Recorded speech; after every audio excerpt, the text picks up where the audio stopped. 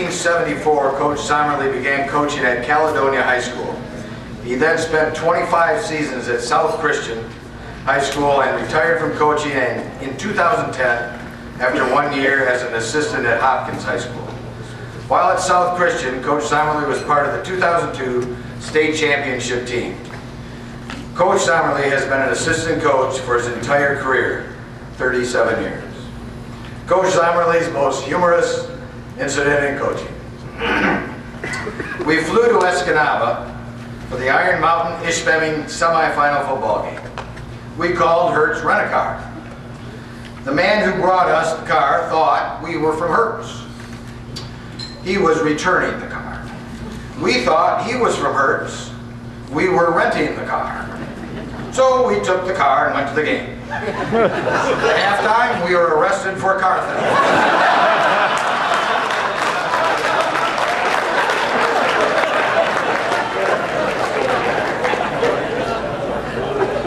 And, ladies and gentlemen, the newest member of the Hall of Fame, Coach Joe Zomerlei.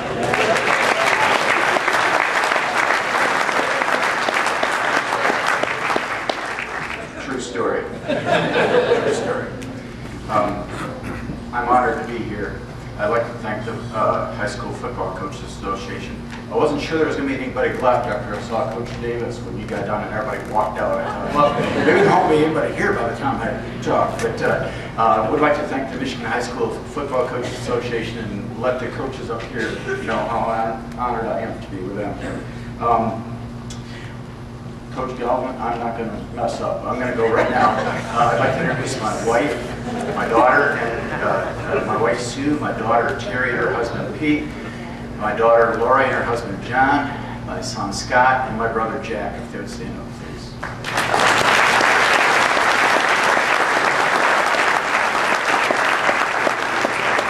I thought I had a record for ties with 11 ties on there, but I see Coach Galvin beat me at that too. So I would like to recognize the coaches that I've coached with. At Caledonia, I was hired by John Slitterman in 1974, and I got to coach track and field many, many years with him and enjoyed lots of success there. Two other coaches I had at Caledonia were Buzz Leatherman and Steve Ewell. Also, John Butler, probably the guy I learned the most football from and spent most of my years coaching with. I also coached with Bob Blackwire back there for 25 years. A great, great experience at South Christian. We had just an awesome time. I really did enjoy that. Thanks, Bob. And last is Rex Weaver from Hopkins, and you heard about Hopkins earlier. I'll tell the story that in 2010, my wife and I were in Glacier National Park, and a phone call came. I thought I was done coaching, and Rex called and said, "Would you coach?" I said, "I'll be back Friday," and Monday I started coaching. It was one of the most unique experiences I've ever had. I accepted right away because it was wing team football, and I don't know who was more happier that I was coaching, my wife or myself. She knew that I wasn't doing it. It's funny that you mentioned Hoosiers because I have it written here that going to Hopkins was like the Hoosiers movie. It was like going back in time. Every day at 2 o'clock, I drove through the local McDonald's, got my 63-cent senior coffee, and went down the road, driving through the cornfields and bean fields to Hopkins High School. There, I met some of the greatest young players, and just about every one of them drove a pickup truck. It was a different world. I got to coach with some great, great coaches there, like Jim Newell, Cody Francis, Mick Francis, and Glenn Noble. Rex, thank you very much. Appreciate that.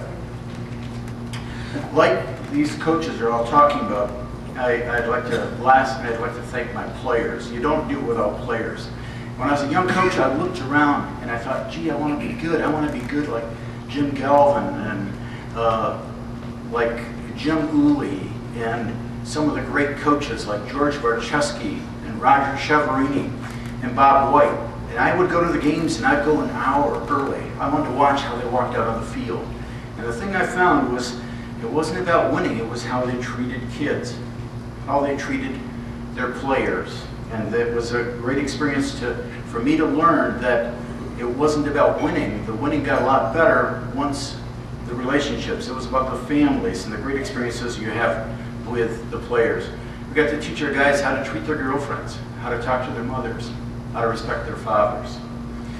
Lastly, Coach Krebs, you need to hear this because I'm going to read a letter that I just got from one of my players. I've got some emails and some phone calls and letters of congratulations, but this one stood out from a Hope grad. It said, a few days ago, my mom called to tell me that she'd seen you earlier in the day, that you'd tell her to say hello.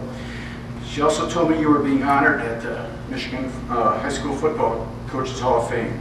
Just want to let you know that I cannot think of a more deserving coach. And I read this because I think it applies to any of the coaches here at the table. He said, I played 17 years of baseball, 8 years of basketball, 12 years of football, and had 88 coaches who have influenced my life. Out of this enormous list, yours definitely stands out. You taught me so much about the game to love, the way it should be played, how to get everything out of myself, how to be a great teammate, how to trust, how to play with passion, how to have fun, and how to love the game. God blessed me with the ability to play. Went above and beyond the duties of coach and impacted me in ways I cannot even explain to you or extend far beyond the field and the JV football. I consider myself lucky to have been one of your players and cannot imagine my football career without that sophomore year. As you receive this recognition, know there's countless others in your position that would not be the men and women they are today without your influence.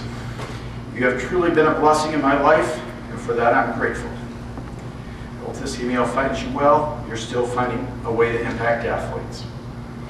You have a gift and something that must be shared.